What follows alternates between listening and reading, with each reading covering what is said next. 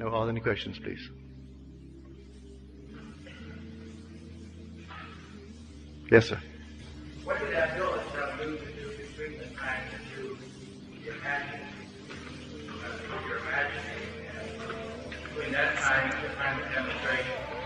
Well, I'll tell you in details exactly how we got together. It was 1933.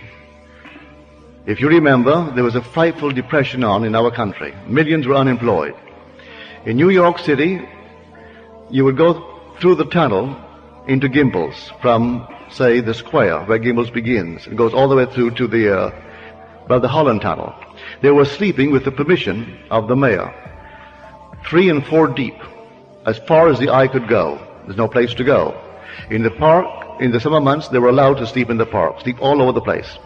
And the long lines for coffee and bread that were there to give them. There were millions unemployed. We then had a population of not more than, say, 130 million, as against today's 192 million.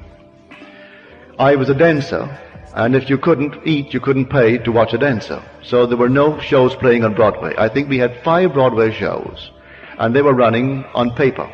Just people passing out paper to go and see them, really, instead of the usual 50 and 60 shows that you used to get.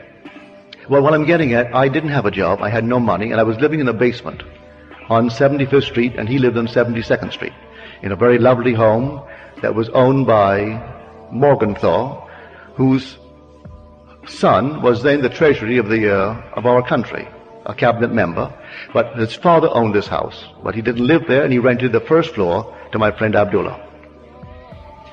I said to Abdullah, in the month of October, late October, Ab, you know, I've been gone from Barbados for almost 12 years. Came here in 22. And it's almost 12 years. I've never had a desire to go back. But now I have a hungry desire, a haunting desire to go to Barbados. Not a thing stops me but the lack of money. I have no money.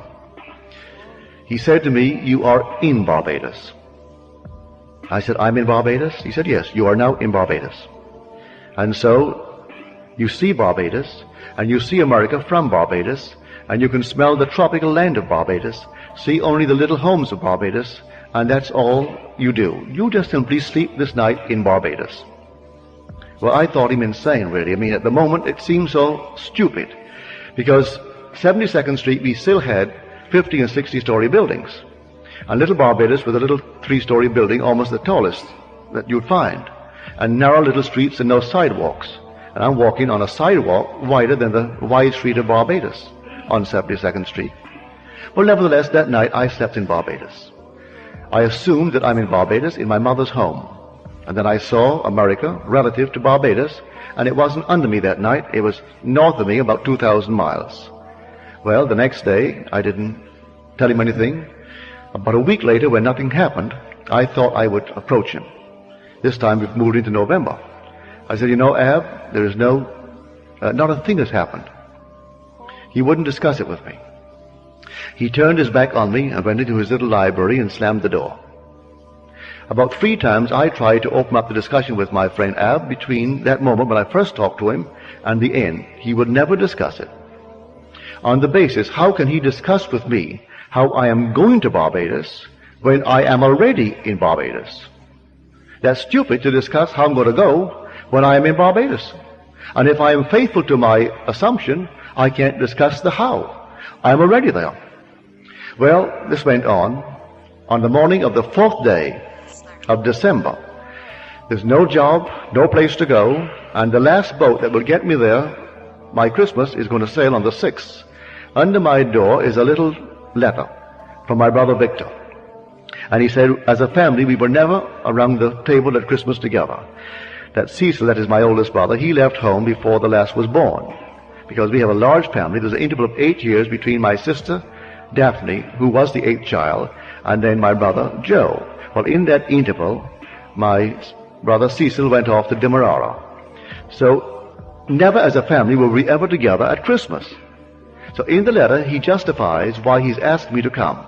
He said, I know you don't have a job, and there's no excuse for not coming. And so I'm enclosing a draft for $50. You may need a shirt, a pair of shoes, socks, or something. And I've notified the Furnace Whitty line that you will come for a ticket. So the ticket is waiting for you at the furnace line. Well, I was so excited, I rushed on down to the furnace line, and I gave them my letter. They said, yes, we have a message here from your family in Barbados. We'll give you a ticket, but we haven't any first-class tickets left. You can go third class and use the facilities of the first, but you have to sleep third class until you hit the island of St. Thomas. When you hit St. Thomas, someone disembarks, then you may take a first-class bunk. I said, I'll take it. I rushed right up to Abdullah, and I said, Ab, I have my ticket for Barbados, but I have to go third class. I am all elated and happy about it. He said, who told you that you're going to Barbados? And who told you that you went to Barbados third class? You went to Barbados and you went first class. Would say no more. He isn't even happy that I'm going to Barbados now. So I went down on the morning of the 6th day of December with my third class ticket. Went up to the desk as they're checking in the passengers, and I put my ticket forward. He said, I've got good news for you, Mr. Goddard. Someone has cancelled, and you're going first class. And I went first class, all the way down to Barbados. 10 days down, 10 days back, with 3 heavenly months in Barbados. So all that I did, I tried to the best of my ability with his, I would call almost insolence. He was rude. But he taught me by his rudeness that I cannot discuss how if I am doing what I'm supposed to do. He tells me right away, you are in Barbados. Like someone comes to you now, and you would apply this principle towards their request, and they say, oh, I would love to be happily married. And you say to her or him, you are now happily married. They look at you as though you're insane. But that's exactly what you're supposed to do. You are now happily married. Well, if I am now happily married and I'm a lady, I would instantly begin to feel that ring there in my imagination. I'd let others see that I have my ring, but that would imply I'm happily married if it's a wedding ring. And so if I don't wear it from then on, I'm not doing what I'm supposed to do. So in my imagination, I have to go to bed wearing my ring. And actually do all that I would do in that state. Oh, he said, you are in Barbados. And I'm in New York City physically, but he put me in Barbados in my imagination. So that I slept in Barbados to the best of my ability. But you know, days go into weeks, and the weeks went into a month, and I'm trying my best to open up the discussion with him to get a little hope. No hope. He wouldn't give me any encouragement if I did what he told me to do. But we all are human enough to want another little discussion, another little push.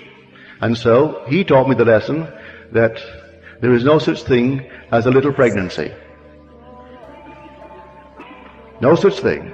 If you did it, then you're pregnant. Let the child grow. And interference with it is going to be a miscarriage. You assume that you are in Barbados. Now you're pregnant. The idea is you're going to give birth to a journey, and which is going to land you right in Barbados. So you've assumed it. That is conception. Now, don't try to argue. You have conceived. And all you have to do is to be a faithful mother and bear that child. And don't discuss it with me anymore. He never discussed it after he told me I was in Barbados. And I learned so many things from the old fella. I came back because I wasn't drinking. I brought him 2 lovely old bottles of brandy. The best that we had in the island. 2 lovely bottles. And some rum. So I gave him my father's rum, gave him the brandy. A week later, he said to me, say, how long do you expect those things to last? Learned my lesson. I thought he would sip those things for a year. Oh no, they were gone. And he wondered how long I supposed these things to last for him. And of course he really disillusioned me terribly on so many things, because I would go and dine with him. And Abdullah, I was then a strict vegetarian. I was trying to overcome it after I came back gradually. And of course he would sit down and he would have 2 or 3 big shots of rye. I mean big shots of rye. And then he would wash down his meal with a lot of porter. Or it wasn't beer, it was ale. And then he would, at the end, like Churchill, a huge big bowl of ice cream. I said, Ab, how can you do that? Oh, he said, you couldn't do it. It'll poison you because you have quibbles. But you know that God made everything? Everything is God. You're going to see he made something and not the rest? No, God made everything. And he'll send me back to the Bible. Go back to the Bible and read the book of Acts. And Peter couldn't eat the unclean thing. And then the Lord said, slay and eat. For that which I have cleansed, I have cleansed. Then a sheet came down filled with all manner of animals and food. And the voice said to Peter, slay and eat. For that which I have cleansed, I have cleansed. So he said, you have quibbles, Neville. With any of your quibbles, it'll poison you. But he would sit down and polish off this enormous veal, and wash it down with ale, precede it with 3 shots of rye. And here was a man truly of the Spirit. But if I judge from appearances, I would say, well, he can't be a holy man, for which today I'm most grateful that he wasn't, because he taught me real Christianity. And he was born in North Africa of Jewish parents and raised in a strict Orthodox Jewish home. But he knew more Christianity than anyone I've ever met, because he spoke the Hebrew tongue perfectly. He spoke other tongues, and rabbis would come to study with him. And he and I would discuss day in and day out for over 5 years, teaching me all that he could teach me that I could absorb concerning the Kabbalah, the great mystery of how this thing is put together in these simple little letters of Hebrew. I know that before the Civil Rights Bill, in New York City, no Negro could go to the box office and buy a seat in the orchestra. To get a seat in the balcony, you think Abdullah would ever let me go and buy the seats? No. Abdullah would go right straight down to the box office, and he was a Negro, I tell you. And you go right down and say, I want 2 in the center. I don't want too far back, not beyond the 6th row, right in the center. Yes, sir. Buy the 2 seats. For any show. The first opera I saw, Abdullah took me to it. It was Parsifal. 5 hours, and I'd never seen one before. It seemed it would never come to an end. Of all the operas to be introduced to opera through Parsifal. Good Friday it was too. You go on Good Friday in New York when you go to Parsifal. And you sit there and you think, my Lord, is it ever going to come to an end? And he is drinking it in. Every little note he understands, every little point. And he's so in love with it. And I'm sitting, because I'm next to Ab, just waiting, hoping. But nothing happens. It goes on and on and on, and then it's 5 hours later, and then that's it. Any other questions, please?